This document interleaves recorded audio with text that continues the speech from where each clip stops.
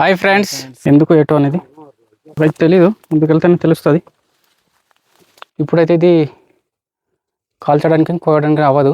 ఇప్పుడు కాల్చిన మనకి అది ఖర్చు చేస్తాయి అనమాట. కరుస్తే ఇంకా డైరెక్ట్ హాస్పిటలే.